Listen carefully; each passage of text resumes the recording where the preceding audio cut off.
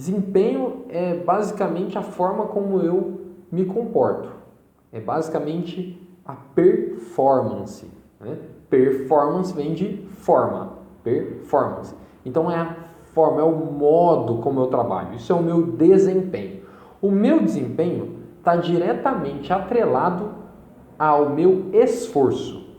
Ninguém tem uma forma de se comportar sem ter também um esforço para se comportar.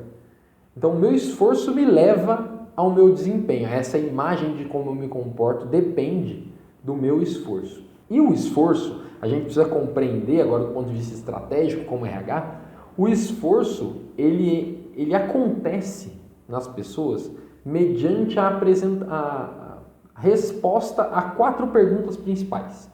Então, para eu fazer com que você se esforce, ou para que você se esforce naturalmente, é necessário que você reflita, via de regra, sobre 4 pilares fundamentais. Eu te dou uma tarefa, e aí agora você vai refletir se você vai dispor ou não vai dispor esforço para realizar aquela tarefa, o que vai gerar um desempenho, certo? Que vai me mostrar uma forma que você trabalha. A primeira reflexão que você faz é com relação ao propósito daquela tarefa. Por que isso é feito? A gente chama isso de clareza de papéis. Por que eu estou fazendo isso? Para que fazer isso? Essa é a primeira reflexão ou uma das reflexões que se faz. Eu te dou uma tarefa e falo assim, nossa, mas qual o propósito dessa tarefa? Essa tarefa leva ao quê? Qual é a importância desta tarefa? Essa reflexão, se bem respondida, agora pensando do ponto de vista da gestão de pessoas, né? Na hora de eu construir e delegar tarefas para as pessoas, essas coisas vão ter que estar muito bem respondidas. Então, responder bem a ideia de que eu, quando pego uma tarefa, tenho que compreender o papel que eu executo, é uma das coisas que vai fazer com que os colaboradores tenham mais esforço, certo? Então, informá-los adequadamente dos propósitos das tarefas, ou seja, a clareza, determinar a clareza dos papéis de cada um, é uma das coisas que promove o esforço individual. O segundo ponto tem a ver, então eu já refleti, falei, vamos dizer que você é meu gestor ou minha gestora. Aí eu estou falando com você, aí você fala assim, Renato, entrega esse relatório para mim até amanhã, por favor. Por quê? Para que serve? Qual o propósito desse relatório? Eu fazer esse relatório implica em quê? No sucesso da organização, no seu sucesso, no meu sucesso? Implica em quê? Nos objetivos maiores da nossa equipe, etc. Essa é a primeira pergunta. Segunda pergunta, você me respondeu. Não, por causa disso, porque a gente precisa demonstrar os resultados para a diretoria, mostrar os resultados do nosso setor, ou porque o departamento de custos está precisando muito desse dado para poder elaborar um novo produto que vai ser crucial para o nosso negócio, whatever. Depois de eu entender isso, a próxima pergunta que vem à minha cabeça é, e agora? Será que eu sou capaz de fazer isso que ele me pediu? Será que eu sou capaz de realizar essa função, essa tarefa? Será que eu tenho as competências necessárias para realizar isso? Será que eu tenho os conhecimentos, as habilidades e as atitudes necessárias para ser capaz e eficiente na execução dessa tarefa? Já que eu já entendi o valor que ela agrega, já que eu já entendi o propósito, lembra lá da definição de competência? Conhecimento, habilidade, atitude, desde que agregue valor na entrega, no entorno. Quando eu respondo a primeira pergunta, do por que realizar essa tarefa, eu estou dando munição, estou dando arsenal para o meu colaborador, para ele se motivar através do valor agregado. Só que ele vai ainda se questionar se ele tem capacidade de ser eficiente. E esse questionamento pode gerar uma retração do esforço ou uma projeção do esforço.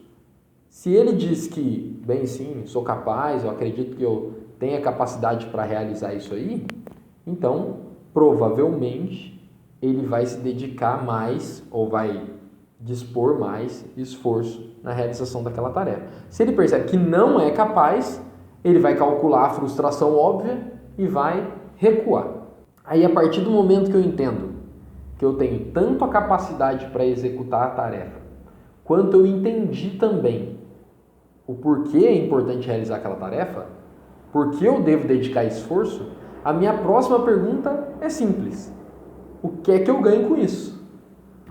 Qual é a vantagem para mim, recompensatória, direta, recompensatória, em cima da execução dessa tarefa? Ou seja, primeiro caso, percepção de papel. Segundo caso, percepção de capacidade. Terceiro caso, percepção de recompensa. Será que eu entendo quais são as recompensas que estão atreladas à realização dessa tarefa? Se eu compreendo, se eu conheço as recompensas atreladas à execução dessa tarefa, eu avanço um pouco mais na minha possibilidade de gerar esforço para poder desempenhar-me na função. Mas, além de eu saber quais são as recompensas, eu tenho que perceber uma outra coisinha muito séria: justiça.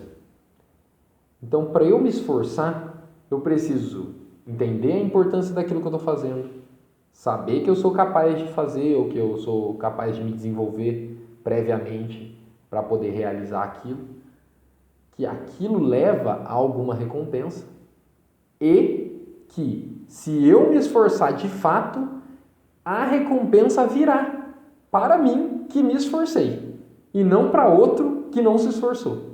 Então, essa percepção ambiental de justiça é uma coisa que faz com que, obviamente, eu me esforce mais ou não.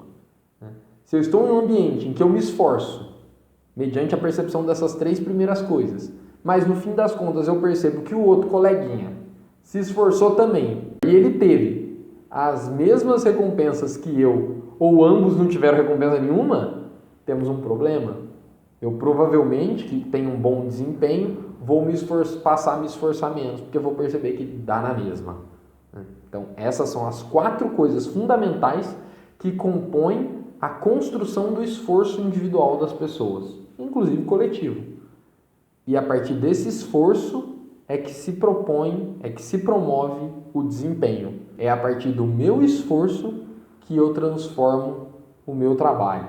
É a partir do meu esforço que eu crio uma forma de trabalhar, que eu demonstro uma maneira de trabalhar. Isso a gente chama de desempenho, de performance.